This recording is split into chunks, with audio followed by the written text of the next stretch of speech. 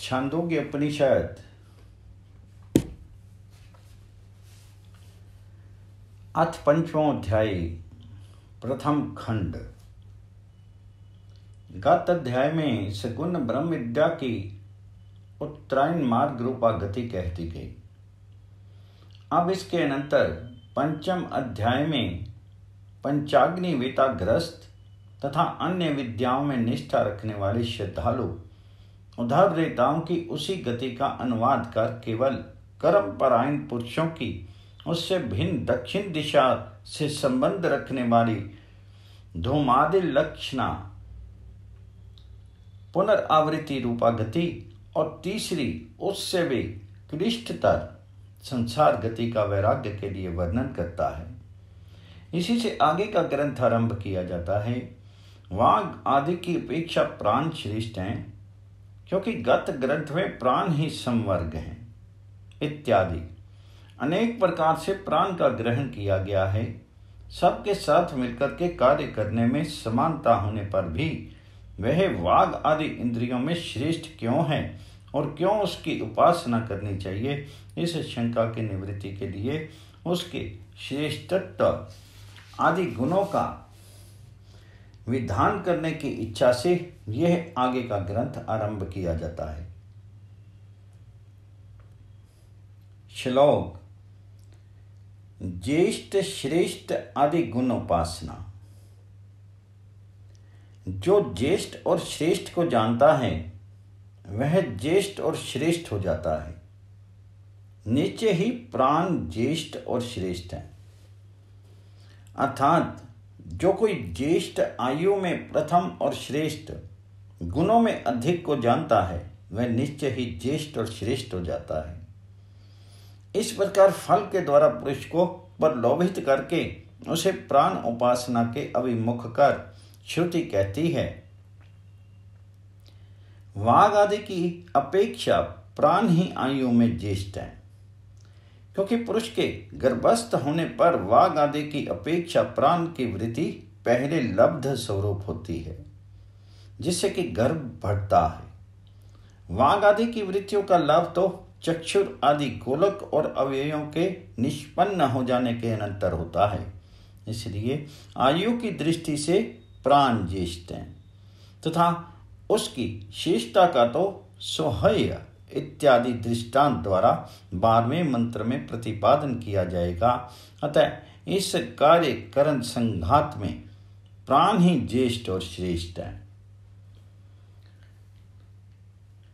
जो कोई विशिष्ट को जानता है वह स्वजातियों में विशिष्ट होता है, निश्चय ही वाक विशिष्ट है। अर्थात जो कोई विशिष्ट अत्यंत बचने वाले अर्थात आच्छादन करने वाले को अथवा अत्यंत वसुमान धनवान को जानता है वह उसी प्रकार अपने सजातियों में विशिष्ट होता है। अच्छा, तो विशिष्ट कौन है? इस पर श्रुति कहती है निश्चय ही वाक विशिष्ट है, क्योंकि श्रेष्ठ वक्ता लोग ही बसते अर्थात दूसरों का प्रभाव करते हैं और अधिक धनवान भी होते हैं, अतः वाक ही विशिष्ट है। श्लोक जो कि प्रतिष्ठा को जानता है वह इस लोक और परलोक में प्रतिष्ठित होता है। चक्षु ही प्रतिष्ठा है, अर्थात जो कि प्रतिष्ठा को जानता है वह इस लोक और परलोक में प्रतिष्ठित होता है। अच्छा, तो प्रतिष्ठा क्या है? इस पर श्रुति कहती है चक्षु ही प्रतिष्ठा है, क्योंकि चक्षु से देखकर ही पुरुष सम और विषम प्रदेश में स्थित होता है, इसलिए चक्षु ही प्रतिष्ठा है। श्लोक जो कोई संपत्ति को जानता है उसे देव और मानुष्य काम भोग सम्यक प्रकार से प्राप्त होते हैं। स्रोत ही संपद है, अर्थात जो कोई संपत्ति को जानता है उसे देव और मानुष्य भोग सम्यक प्रकार से प्राप्त होते हैं। अच्छा, तो संपद क्या है? इस पर श्रुति कहती है श्रोत्र ही संपद है, क्योंकि श्रोत्र से वेद और इनके अर्थ का विशेषण ज्ञान ग्रहण किए जाते हैं, फिर कर्म किए जाते हैं और तदंतर भोगों की प्राप्ति होती है। इस प्रकार भोगों की प्राप्ति के हेतु होने के कारण श्रोत्र ही संपद है। श्लोक। जो आयतन को जानता है वह स्वजातियों का आयतन आश्रय होता है, निश्चय ही मन आयतन है। अर्थात जो आयतन को जानता है वह स्वजनों का आयतन होता है, अर्थात उसका आश्रय बन जाता है। वह आयतन क्या है? ईश्वर श्रुति कहती है मन ही आयतन है, इंद्रियों द्वारा लाए हुए एवं भोक्ता के प्रत्यय रूप विषयों का मन ही आयतन यानी आश्रय है, इसलिए मन ही आयतन है, ऐसा कहा गया है। श्लोक। इंद्रियों का विवाद। एक बार प्राण इंद्रियां मैं श्रेष्ठ हूं इस प्रकार अपनी श्रेष्ठता के लिए विवाद करने लगे। अर्थात एक बार इस प्रकार पूर्वोक्त गुणों से युक्त प्राण अपनी श्रेष्ठता के लिए मैं श्रेष्ठ हूं इस प्रयोजन से विवाद करने लगे, अर्थात बहुत सी विरुद्ध बातें कहने लगे। श्लोक। प्रजापति का निर्णय। उन प्राणों ने अपने पिता प्रजापति के पास जाकर के कहा, भगवान हमें कौन श्रेष्ठ है? प्रजापति ने उनसे कहा, तुम में से जिसके निकल जाने पर शीर अत्यंत पापिष्ट सा दिखाई देने लगे वही तुम में श्रेष्ठ है। अर्थात इस प्रकार विवाद करते हुए वे अपनी श्रेष्ठता को विशेष रूप से जानने के लिए प्रजापति अपने पिता यानी किसी उत्पत्ति कर्ता के पास जाकर के बोले, हे भगवान हम सब में कौन श्रेष्ठ है? अर्थात गुणों के कारण कौन सबसे बड़ा चढ़ा है, ऐसा पूछा। उनसे पिता ने कहा, तुम में से जिसके उत्क्रमण करने पर ये शीर अतिशय पापिष्ट सा अर्थात जीवित रहते हुए भी प्राणहीन तथा उससे भी अत्यंत निष्कृष्ट सा दिखाई दे और शव के समान अस्पृश्य एवं अपवित्र जान पड़े वही तुम में श्रेष्ठ है। इस प्रकार उनके दुख की निवृत्ति चाहते हुए प्रजापति ने काकू से अर्थात स्वर भंग रूप उपाय विशेष से उत्तर दिया। श्लोक। वाग इंद्रियों की परीक्षा प्राणों के प्रति पिता द्वारा इस प्रकार कहे जाने पर उक्त वाक इंद्रिय ने उत्क्रमण किया। उसने 1 वर्ष प्रवास करने के अनंतर फिर लौट करके पूछा, मेरे बिना तुम कैसे जीवित रह सके? उन्होंने कहा, जिस प्रकार गूंगे लोग बिना बोले प्राण से प्राणन क्रिया करते, नेत्र से देखते, कान से सुनते और मन से चिंतन करते हुए जीवित रहते हैं, उसी प्रकार हम भी जीवित रहे। ऐसा सुनकर के वाक इंद्रिय ने शीर में प्रवेश किया। अर्थात उस वाक इंद्र ने उत्क्रमण किया तथा उसने उत्क्रमण कर केवल 1 वर्ष प्रवास करने के अनंतर अपने व्यापार से निवृत्त रह करके फिर लौट करके अन्य प्राणों से कहा, तुम लोग मेरे बिना कैसे किस प्रकार से जीवित रह सके? तब उन्होंने जिस प्रकार गूंगे इत्यादि उत्तर दिया, जिस प्रकार कला गूंगे लोग संसार में वाणी से बिना बोले भी जीवित रहते हैं, किस प्रकार प्राण से प्राणन करते हुए, नेत्र से देखते हुए, कान से सुनते हुए और मन से चिंतन करते हुए, तात्पर्य यह है कि इस प्रकार समस्त इंद्रियों की चेष्टाएं करते हुए जीवित रहते हैं, उसी प्रकार हम भी जीवित रहे। तब प्राणों में अपनी अश्रेष्ठता समझ करके वाक इंद्र ने प्रवेश किया, अर्थात वह पुनः अपने व्यापार में प्रवृत्त हो गई। श्लोक। अब चक्षु की परीक्षा। फिर चक्षु ने उत्क्रमण किया और शीर से बाहर गए। उसने 1 वर्ष प्रवास करने के अनंतर फिर लौट करके पूछा, मेरे बिना तुम कैसे जीवित रह सके? तो उन्होंने कहा, जिस प्रकार अंधे लोग बिना देखे प्राण से प्राणन करते वाणी से बोलते, कान से सुनते और मन से चिंतन करते हुए जीवित रहते हैं, उसी प्रकार हम भी जीवित रहे। ऐसा सुनकर के चक्षु ने प्रवेश किया। श्रोत्र की परीक्षा। श्लोक। तदनंतर श्रोत्र ने उत्क्रमण किया। उसने 1 वर्ष प्रवास करने के अनंतर फिर लौट करके पूछा, मेरे बिना तुम कैसे जीवित रह सके? उन्होंने कहा, जिस प्रकार बहरे मनुष्य बिना सुने प्राण से प्राणन करते, वाणी से बोलते, नेत्र से देखते और मन से चिंतन करते हुए जीवित रहते हैं, उसी प्रकार हम भी जीवित रहे। ये सुनकर के श्रोत्र ने वापिस शरीर में प्रवेश किया। श्लोक। मन की परीक्षा। तत्पश्चात मन ने उत्क्रमण किया। उसने 1 वर्ष प्रवास करके फिर लौट करके 1 वर्ष बाद पूछा, मेरे बिना तुम कैसे जीवित रह सके? उन्होंने कहा, जिस प्रकार बच्चे जिनका कि मन विकसित नहीं होता, प्राण से प्राणन क्रिया करते, वाणी से बोलते, नेत्र से देखते और कान से सुनते हुए जीवित रहते हैं, उसी प्रकार हम भी जीवित रहे। ये सुनकर के मन ने भी वापिस प्रवेश किया, अर्थात चक्षु ने उत्क्रमण किया, श्रोत्र ने उत्क्रमण किया, मन ने उत्क्रमण किया इत्यादि शेष समस्त श्रुतियों का तात्पर्य समान है। जिस प्रकार बालक अमना, अप्ररूढ़मना अर्थात जिनका मन विकसित नहीं हुआ है, ऐसा इसका तात्पर्य है।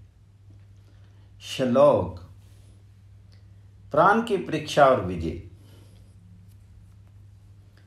इस प्रकार वाघ आदि की परीक्षा हो चुकने पर फिर प्राण ने उत्क्रमण करने की इच्छा की। उसने जिस प्रकार अच्छा घोड़ा अपने पैर बांधने की कीलों को उखाड़ डालता है, उसी प्रकार अन्य प्राणियों को भी उखाड़ दिया।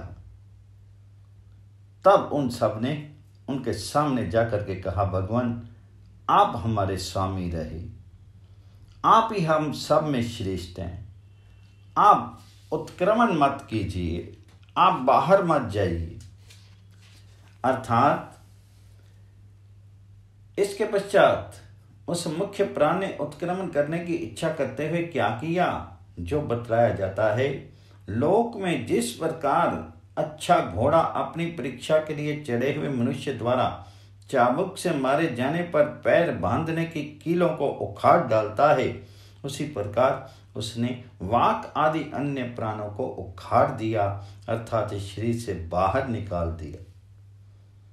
इसी प्रकार विचलित कर दिए जाने पर वे प्राण अपने गोलकों में स्थित रहने में असमर्थ होने के कारण मुख्य प्राण के सम्मुख जाकर उससे बोले, हे भगवान एधी आप हमारे स्वामी हो, क्योंकि हम सब में आप श्रेष्ठ हैं तथा इस शरीर से आप उत्क्रमण मत करें। श्लोक। इंद्रियों द्वारा प्राण की स्तुति। फिर उससे वाक इंद्रिय ने कहा, मैं जो विशिष्ट हूं सो तुम ही विशिष्ट हो। तदनंतर उससे चक्षु ने कहा, मैं जो प्रतिष्ठा हूं सो तुम ही प्रतिष्ठा हो। फिर उससे श्रोत्र ने कहा, मैं जो संपद हूं सो तुम ही संपद हो।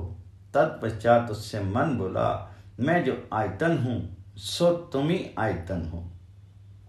तदनंतर वैश्य लोग जिस प्रकार राजा को भेंट समर्पण करते हैं, उसी प्रकार वाग आदि इंद्रियों ने अपने कार्य से प्राण की श्रेष्ठता संपादन करते हुए कहा। किस प्रकार कहा? पहले वाणी बोली, मैं जो विशिष्ट हूं, यहां मूल में यत् शब्द क्रिया विशेषण है, अर्थात मैं जो विशिष्टत्व गुण वाली हूं सो तुम विशिष्ट हो। उस विशिष्टत्व गुण से तद्विष्ट हो, अर्थात तुम ही उस गुण वाले हो। अथवा तत् शब्द भी क्रिया विशेषण ही है, तब इसका ये तात्पर्य होगा कि तुम्हारा किया हुआ, अर्थात तुम्हारा जो ये विशिष्टत्व गुण है, ये अज्ञान से मेरा है, ऐसा मैंने समझ लिया है। इसी प्रकार आगे के चक्षु, श्रोत्र, मन के विषय में योजना कर लेनी चाहिए। वाक आदि इंद्रियों द्वारा मुख्य प्राण के प्रति कहा हुआ जो ये श्रुति का वाक्य है सो ठीक ही है, क्योंकि श्लोक लोक में समस्त इंद्रियों को न वाक, न चक्षु, न श्रोत्र, न मन ही कहते हैं, परंतु प्राण ऐसा कहते हैं क्योंकि ये सब प्राण ही हैं। अर्थात लोक में इन वाक आदि समस्त इंद्रियों को लौकिक अथवा शास्त्रज्ञ पुरुष न तो वाक कहते हैं और न चक्षु, न श्रोत्र, न मन ही कहते हैं, तो फिर क्या कहते हैं? बस प्राण ऐसा ही कहते हैं, क्योंकि प्राण ही ये समस्त वाग आदि इंद्रिय समुदाय ही हो जाता है। अतः मुख्य प्राण के प्रति वाग आदि इंद्रियों द्वारा ठीक ही कहा गया है। इस प्रकार श्रुति इस प्रकरण के अर्थ का उपसंहार करना चाहती है। शंका,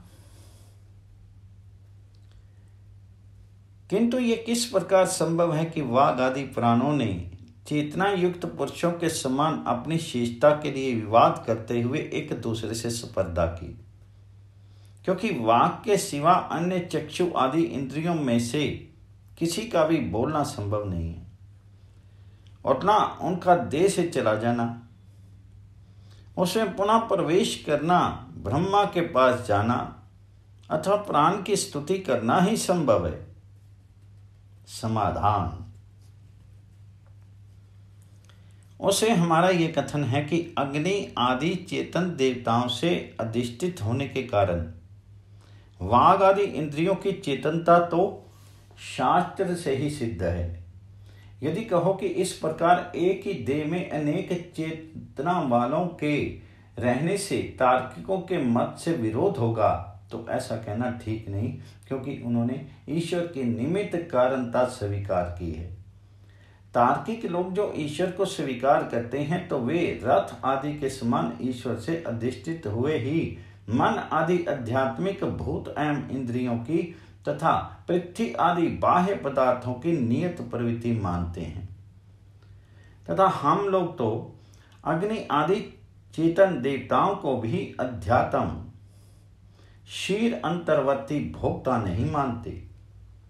तो क्या मानते हैं? हम तो अध्यात्म, अधिभूत और अधिदेव भेद से करोड़ों विकल्पों वाली एकमात्र प्राण देवता की भेद स्वरूप उन देह इंद्रियवर्ती देवताओं का ईश्वर को अध्यक्षता मात्र से नियंता मानते हैं, क्योंकि वह ईश्वर अकरण इंद्रिय आदि रहित है, जैसा कि वह बिना हाथ पांव के ही वेगवान और ग्रहण करने वाला है, तथा बिना नेत्र वाला होकर भी देखता है और कार्यहीन होने पर भी सुनता है, इस मंत्र वर्ण से प्रमाणित होता है।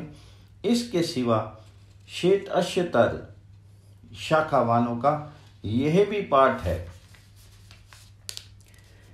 कि उत्पन्न होते हुए हिरण्यगर्भ को देखो तथा पहले हिरण्यगर्भ को उत्पन्न किया इत्यादि। इस शेर में उन ईश्वर और देवताओं से विलक्षण कर्म फल से संबंध रखने वाला जीव भोक्ता है, ऐसा हम आगे कहेंगे। वाग आदि का संवाद तो यहाँ उपासक के प्रति अन्वय एवं व्यतिरेक से प्राण की श्रेष्ठता का निर्णय कराने के लिए कल्पित किया गया है। जिस प्रकार लोक में मनुष्य अपनी श्रेष्ठता के लिए एक दूसरे से विवाद करते हुए किसी विशेष गुणज्ञ से पूछते हैं कि हम में गुणों की दृष्टि से कौन श्रेष्ठ है, और उसके ये कहने पर कि इस कार्य को सिद्ध करने के लिए तुम एक एक करके उद्योग करो जिससे ये कार्य सिद्ध हो जाए, वही तुम में श्रेष्ठ है। उसी प्रकार उद्योग करके अपनी या किसी दूसरे की श्रेष्ठता का निर्णय करते हैं। उसी प्रकार श्रुति ने वाग आदि में इस व्यवहार की कल्पना की है, जिससे कि वाग आदि में से एक एक के अभाव में भी जीवन देखा गया है, किंतु प्राण के अभाव में नहीं देखा गया। ऐसा देख करके उपासक किसी प्रकार प्राण की श्रेष्ठता समझ जाए। ऐसे ही कोशेत की ब्राह्मणों उपनिषद की श्रुति भी है, मनुष्य बिना वाणी के जीवित रहता है। क्योंकि हम गूंगों को देखते हैं, नेत्र के बिना जीवित रहता है। क्योंकि हम अंधों को देखते हैं, श्रोत्र के बिना जीवित रहता है। क्योंकि हम बहरों को देखते हैं, मन के बिना जीवित रहता है। क्योंकि हम बालकों को देखते हैं, तथा भुजा कट जाने पर जीवित रहता है, जांग कट जाने पर जीवित रहता है, इत्यादि। इति छांदोग्य उपनिषदि पंचम अध्याय प्रथम खंड भाष्यम संपूर्णम।